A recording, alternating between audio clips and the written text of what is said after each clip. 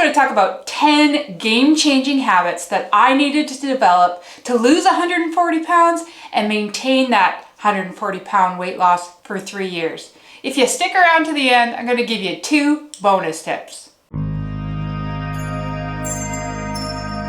It really took me having weight loss surgery to really evaluate my life. Who did I want to be in the future? But maybe even more importantly, who did I want to be on this journey? Before surgery, I spent so much time trying to figure out who I was, personally, professionally, and even physically.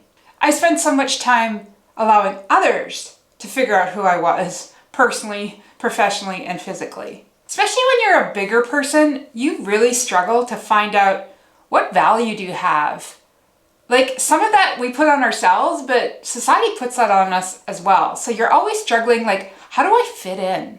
I spent decades not liking my body, not liking certain parts, not liking my whole body, feeling really uncomfortable in rooms, in situations, feeling like everyone was looking at me, and they probably were, because sometimes I was the biggest person in the room. And then really trying to figure out my relationship with food, like, why was I using food to cope or distract or avoid? I had to figure all that out.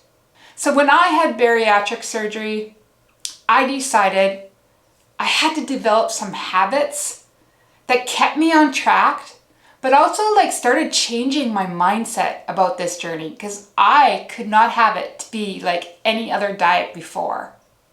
I ask you, let me know in the comment box below, or you can DM me, whatever. I want to know, what are some topics you're struggling with? Let's help each other. That's the whole purpose of this channel. Is I bet any money if you have a question about starting the journey, on the journey, regaining, whatever that is, I know someone else out there has that same question. So please let me know in the comments. I will develop videos and try to address those questions. If I've walked the journey before, I'll let you know, or we'll just, tackle the topic. Don't feel like you're alone. Okay, let's get into the 10 game-changing habits that I think changed my life in many ways. Let's get to it, not any particular specific order.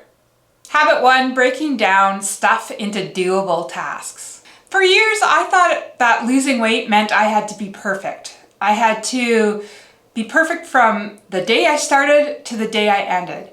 That it was all about perfection. And if you weren't perfect at it, it wasn't going to work. That was my experience, right? And that wasn't just in weight loss. That was in my life in general. And so I put myself on many, many restrictive diets and realized or thought that I couldn't stray from that. And when I did stray from that, it was like a slippery slope. I would just have to start over. I would give up. So for me, one of the biggest habits, game-changing habits, is I needed to realize that I have to break down into doable tasks. There's no such thing as perfection. You'll never be perfect at anything. And that's not what life is about. So I needed to realize that this journey to lose weight, I had to break it down into doable tasks. It's really about doable steps. So one little step, if you build on that every single day, get better by 1% every day, you build those steps, those little steps, those doable tasks, you accumulate into big changes. Every little step gets you closer to your goal. Every little step gets you closer to your goal. You can't think huge, big chunks. You have to break it down into doable daily tasks. Because I was telling myself all the time, oh, this is way too big. I can't do this. This principle really applies to weight loss, but it also applies to life. Habit number 2, movement. Now, I'm not talking crazy exercise here. I'm talking movement, actual movement, getting up, moving your brain, moving your body, taking a breath. Yes, if you want to do exercise, that's fine, but I'm talking about actually moving. I spent days, many hours a day, 8 hours, 10 hours a day, just not moving. Be it at work, I'm at a desk and I don't get up, I don't take breaks, I don't move my mind, I just get stuck. And one of the habits that I needed to learn, definitely about weight loss and maintaining that weight loss, is that you gotta move. You got to move. You got to change your environment. You got to move. You got to move forward, and you just got to move out of that situation. When I move, like be it walking, be it stretching, just be it like taking a break, moving out of the situation, I use this time to listen to other influencers about weight loss, but just about like self-help in general. Moving for me, moving my mind and my body is me time. It allows me to reflect, to learn, and just to breathe. I do it every single day. Number 3, don't eat things when you're in a bad mood. I know that sounds kind of maybe funny to some people, but serious to others. Really, simple as it sounds, as hard as it is to do, is that I don't eat when I'm in a bad mood. And that includes being grumpy, cranky, I don't feel well that day, maybe I've been told some bad news, I feel like I'm a little bit in crisis, maybe I'm stressed out. When I feel bad, I don't eat. Now, I'm not talking about like you don't eat, like if you're having a bad day and you're feeling bad all day, like I'm not saying don't nourish your body. I'm talking about you don't reach for those things that you know are slippery foods for you, that it's a slippery slope. Because when you allow yourself to eat during the bad times, during those times where you're not feeling your greatest, you're not thinking straight, you know what happens then. It does nothing for me. All it does is maybe it'll give me a quick little high. It'll get me out of that crappy feeling for a second, but you know what happens after. Shame, judgment, guilt, all the things. It takes the focus off the real things that you're trying to accomplish. And not eating when you're in a bad mood forces you to problem solve. Because if you eat and do all the things to avoid, distract, whatever you gotta do to get out of that bad mood, you know you're just getting farther away from your goals. It's about figuring out why you're in the bad mood. What triggered you before? What happened before that put you in that bad mood? Is it something you can change? Is it something you can deal with? You got to figure out what caused the bad mood. Because really, when you unlearn that behavior of, I'm just going to avoid and distract myself because I'm in a bad mood or something happened, that is game changing. That is life changing. Habit 4, plan your week. People who know me, like if you really know me in my real life, I love to plan. I did before surgery, and I now realize that this habit is essential after having surgery. Sundays are typically the day that I like to plan, and I mean plan my food, plan my life, plan my week. Sundays are usually the day that I like to do that. That might be for you. It might be another day. But Sundays, I have weekends off from my day job. So Sunday is a good day for me to kind of look ahead and see what I need to do. I plan my food for the week. Now, I might do some meal prepping if I'm in the mood to do that. But sometimes it's just planning what I'm going to eat each day. Having a plan, knowing what to look ahead for, is super important to me, and it is game changing for me. Now, do I follow that perfectly? Maybe one day I plan to eat something and I decided, no, I'm not in the mood for that. Yeah, you got to be able to adapt. But I like to plan because the reason I like to plan and know ahead is so that you can just show up. You can show up that day, you can show up in your life. You're not spending mental energy, thinking and guessing and wondering and, you know, that game of just like, oh, I don't want that, or what should I have? Or like, you just take the guesswork out and you follow your plan. And like I said, it's not just about food. I plan the week, like what is coming up this week? What are some things that are going to happen? I look ahead, I kind of figure out what that means to me and how that's going to impact my day and how is that going to impact my life and how is that going to impact my eating. And I just like want to be prepared. I look ahead, I think ahead, and I kind of plan for that.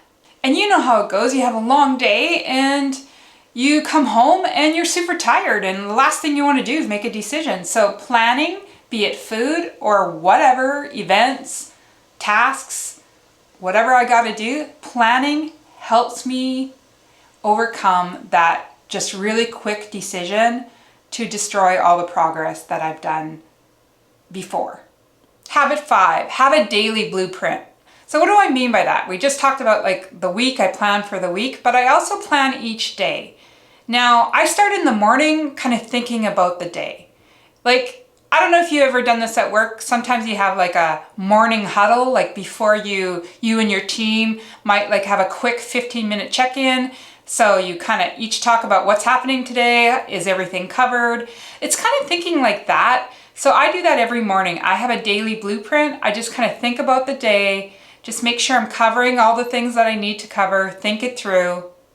And like, it's not an extensive to-do list. It's not like, trust me, I like to-do lists, but it's not like to-do list like I have a daily to-do list, checklist of every single thing I'm doing that day. Like, no, it's bigger accomplishments. It's bigger things. It's things that will impact my day if I don't do them, or it'll impact my day if I do them. Like differences in my workload or in my life or in my relationships or with my health. It's a daily blueprint to understand what am I going to do that day? What do I need to tackle? What do I need to address that covers those topics? It's not really so much about food. It can be about food and it can be about my goal of weight loss, but really it's the habit of just understanding what does my day, how is that going to unfold, and what do I need to be ahead of, or what do I need to address? Then I ask myself, what can I do or put off till the next day? But I remember, like, how will that impact then? I ask myself, how will that impact? If I put it off, how will that impact today? And how will that impact tomorrow? It really is game-changing because it reminds me not to say yes to everything. Are you one of those people? Were you a people pleaser before surgery? Are you a people pleaser now? Do you say yes to everyone and everything and probably no to yourself? Are you one of those people? Habit 6, developing and reviewing my bigger why. I never used to have a bigger why. Like when I did all the hundreds of diets before, I really didn't have a bigger why. My why was, I wanted to lose weight and I wanted to lose so many pounds and I wanted to look different and I wanted to look good. I really didn't have a bigger why. Many of the reasons, probably if I was thinking about it deeply, is that I didn't have a bigger why because I kind of probably believed I couldn't do it. So like I've said many, many times in many, many videos, and I still believe it today, is that this journey, this weight loss surgery journey, is not a straight line. It is a journey of self-reflection, and it has to be more than losing the weight. It has to be about having a bigger why. For me, my bigger why is freedom, choice, feeling good in my skin, having overall health and well-being. And that's not just physically, that's mentally and emotionally, even more importantly than the weight lost on the scale. So I make it a habit to review my bigger why. Maybe I have to evolve it. Maybe I have to grow it bigger. Maybe I have to think beyond. Maybe as I reach some goals, achieve some non-scale victories, maybe my bigger why is bigger. But I always review it to remind myself when things get a little tough, when things get a little rough, when I'm thinking I want to give up, when I'm thinking, oh my God, why did I have weight loss surgery? That's when I review my bigger why. It keeps me on task, it keeps me moving forward, and it keeps me from losing my mind when the scale doesn't move. Habit 7, expect less of myself. Oh, this was a big one for me. I had high expectations of myself, like that's probably comes from childhood, I don't know, but I had, even in my teenage years and definitely in my adult years, is I had high expectations of myself, and that also included high expectations of others in my life, like high expectations. I really had to do everything myself. I had a hard time asking for help. I just had high expectations, and if I couldn't do whatever I was trying to do, if I couldn't do it perfectly right away, I would give up. What that really does is set myself up for failure because you can't be perfect at everything. It does take time. There's a learning curve for just about everything in life. As we mentioned, it's a journey, not a straight line, especially when it comes to our weight loss surgery journey. Like, you gotta expect less of yourself. You can't expect everything to be, this isn't a quick fix. It really isn't a quick fix. I had to stop rushing to get all things done because I literally was killing myself doing that. And a lot of times before surgery, I was using like that rush around. Oh, if I do these 20 things, then I can have that piece of cake. Or I didn't get those 20 things done, so trust me, I'm gonna have that piece of cake. I needed to focus on what can I control each day and what do I need to let go of. Habit 8, everything that I do on this weight loss surgery journey and now 3 years post-op to maintain my 140-pound weight loss is about health. It's not about the weight. And I'm talking overall health, physically, mentally, and emotionally. This one is a real super important one for me.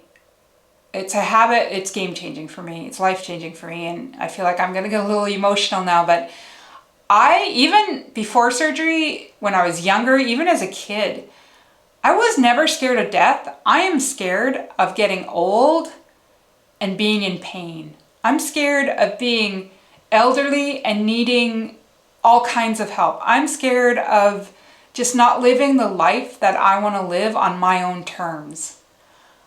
I don't want to be in pain. I don't want to have to give up things in life because I have this condition and I have this condition and I have this condition. I don't want to be left behind. I don't want to be worrying about medications that I have to take. I don't want to be worrying about if I do this, then this is going to happen. One of my bigger whys is I want to travel. I want to have the freedom and choice to do whatever I want to do. And I sure the heck don't want to turn to food to cope, avoid, distract. I don't want that relationship with food. I want to be able to understand that everybody has emotions, good or bad, and that I won't fall apart if I actually feel like I can feel those emotions. I want to be able to handle life when crisis comes up, because that's life. Crisis comes up. It's not the scale. And this means looking at quality of ingredients, removing toxins out of my body and my life, removing toxic people, toxic situations out of my life.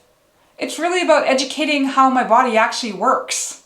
Like, you gotta realize that we actually did something to our bodies. We're choosing to do something to our bodies, and that our bodies don't work in pieces. There's an overall way our body works. And so when you tackle one area of your body, the other parts of your body are going to have to make sacrifices or are going to have to compromise. So understanding myself and how my body works was super important to me. Am I perfect? No. But I really do follow, majority of the time, the 80-20 rule. Habit 9, keep clothes that make me feel good and actually fit. So I'm sure many of you can resonate with this, but before surgery, and even during the first part of post-surgery, was that I bought clothes that covered me up. I never bought clothes to actually fit my actual size, no matter what size that was. I bought them to cover me up. And for a while there, my wardrobe was like void of color as well. Because I thought, color patterns, which may be true or not, just was not in my wardrobe because I just didn't want to bring attention to myself. So I bought clothes that never really fit and definitely just covered up what I thought was covering me up. But to be honest, I really was fooling myself. They didn't make me feel good. They didn't flatter me. It was just a kind of a survival tactic, I think. There's days where I put certain outfits on that I just actually hated.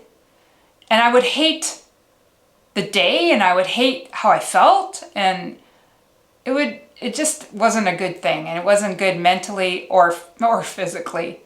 So I've now made it a habit to get rid of things that don't fit me or I don't feel good in. They might fit me, but I just don't feel good in. So, you buy things, and maybe until you wear them a couple times, you realize, no, that doesn't, that feels restricted, or I don't like that color on me, or I just don't feel good in it. You know if you know when a piece of clothing feels good on your body. And so now I make it a habit that if it doesn't, I get rid of it. I donate it, I give it away. And I just refuse to have things in my closet that don't make me feel good or fit, like actually fit and flatter my body.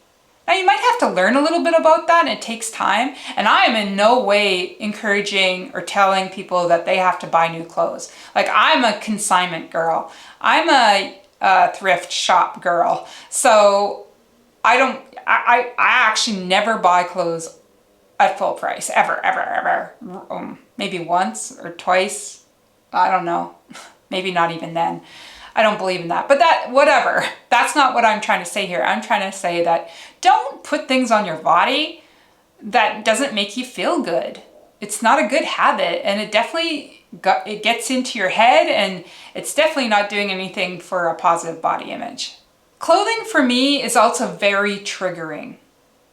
Like, even before surgery, after surgery for a while, like, it's triggering for me. It'll start thinking, bad behaviors. It'll open myself up to things I just don't feel like I want to open myself up to. I feel very body conscious. I get super overwhelmed. I get stressed out. I get stuck in my head with negative thinking. And no matter if people tell me that I look good or not, I won't believe them to begin with. So clothing has to feel good, and I make a habit of making sure that that's what my wardrobe includes. Reality is, you can't get back the days and times that you don't love your body. So can you imagine the damage we're doing ourselves by not feeling good in our clothing, which helps us feel good in our skin? Habit 10, I get up early and I make my bed. Game-changing habit. You don't believe me, do you? I like mornings because I like to have the time before I start my day to do the things that I talked about, like my daily blueprint. I do some gratitude journaling sometimes. I do stretching every morning. I move. I do some of the habits that I mentioned early in the morning. I like to take my time. I don't like to feel rushed. I like to start my day in a good mood as much as I can, and I need to set myself up for that. The other habit that I do is I make my bed every morning. Now, trust me, my husband and I have a king bed, and we have two duvets. So he doesn't make his side of the bed. I don't expect him to make his side of the bed. The only reason I make my side of the bed, and I didn't even do this before surgery. I was a person that grew up, my mother didn't make us make our beds. And as an adult, I never really did. I just kind of had this concept of like, wow, you're getting back into it right away anyhow. So I never really made my bed on a daily basis. Like when company would come over, sure. But so the habit now is I make my bed every morning. And what this does, it has nothing to do with making it look good, making the bedroom look good. It's about me mentally telling myself, I have achieved a goal right away in the morning, right off the bat. And it just helps me realize that I can achieve goals, and I can do them quickly, and I can do them every single day. It metaphorically tells me that I'm ready for my day. Bring it on. And it also, if I think about it, also, I know that when I'm ready to go to sleep and end my day, and I'll talk about that. I have habits about that too. I do not go to sleep with a negative thought in my brain. I used to do that. It was crazy. It did not do anything for me. It did not make restful sleep. So I do a lot of kind of gratitude thinking and reflection in a positive way. So making my bed before I go to sleep or get into bed and knowing that it's already like waiting for me and welcoming is a real peaceful way to end your day. Hey, thanks for sticking to the end. Here are my 2 bonus habits, probably the biggest game-changing habits that I've developed. When things go unexpected, I ask myself, what part did I play in this? This has helped me with my weight loss goals, in my relationships, at work, just all about the things that I care about. I ask myself, if it didn't go the right way, or if all of a sudden I'm challenged with something, I always ask myself, what is my part in this? It helps me to address the thinking I have around it, the frustration, getting at the kind of root cause, like why is this happening right now? Do I have any control in it? What part do I play in it? Even if I'm talking about having a disagreement with my spouse or just kind of a tense conflict situation at work, I ask myself always, what part do I play in it? Can I make any improvements? Can I work on something? Did I do something that led into what that unexpectation is? The old me used to get mad and used to get frustrated and used to feel terrible, and all the the guilt and the judgment, all those feelings would happen. And sometimes I would just blame others. I would just avoid and blame others. And a lot of times in those situations, I would just eat. Because the solution is not in the blaming yourself or blaming others. The solution is not in the complaining. The solution is not in beating yourself up. The solution is recognizing I can do something different here. The last bonus habit I have is making sure you have a mentor or a circle of influence. We all need people in our lives that we can be honest with, that love us, that admire and respect us, that want the best for us, that can be honest with us even when we don't agree. They're not scared to say something. And we also need to surround ourselves with good quality people. There was times in my life that I just didn't do that. I just had toxic people in my life. I had people in my life that I knew wasn't good for me. And I probably wasn't good for them either. I chose to stick around with people that cheated on me, that stole from me, people who just didn't have their act together. Because if I was really honest and I look back, when I was struggling financially, with my weight, with my health, with my work, I was just allowing people that were not invested in me, who didn't have my best interests at heart. I just allowed them to influence me. I was not self-mentoring myself. I didn't set up myself with really good quality mentors. I had to learn the hard way that these people, these situations, were not setting myself up for success. They were not lifting me up, and they were never going to lift me up.